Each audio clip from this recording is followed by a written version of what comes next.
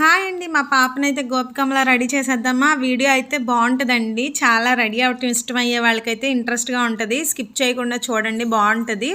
కొంచెం నా టాలెంట్ కూడా బయటపడుద్ది లాస్ట్‌లో. అందుకే ముందే చెప్పేస్తున్నాను.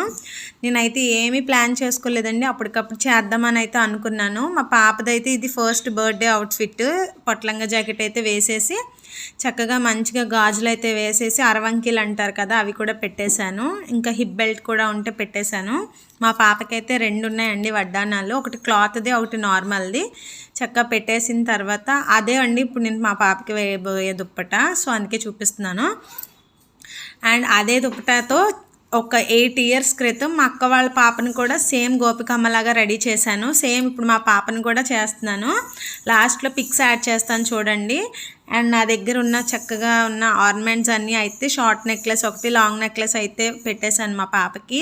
కొంతమంది పిల్లలు అస్సలు రెడీ చేయించుకోరు, కొంతమంది చక్కగా ముద్దుగా కూర్చొని రెడీ చేయించుకుంటారు. అందులో నా కూతురు సెకండ్ టైపు. హెయిర్ అయితే చాలా చిన్నగా ఉంది కదా, నాకు చాలా కష్టమైంది. ఎలాగోలా కష్టపడి అయితే పెట్టేశానండి. సో అసలు స్టిక్కర్స్తో కూడా చక్కగా ఫేస్ అంతా నీట్గా పెట్టేశాను. ఫైనల్ లుక్ చూసేసేయండి. దుప్పటా వేసేసి చిన్న ఫోటోషూట్ లాగా చేద్దామని అయితే సెటప్ చేశాను, చూసేసేయండి.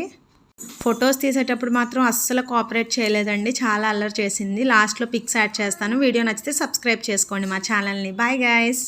అండ్ మా అక్క వాళ్ళ పాప ఫొటోస్ కూడా యాడ్ చేశాను, చూడండి.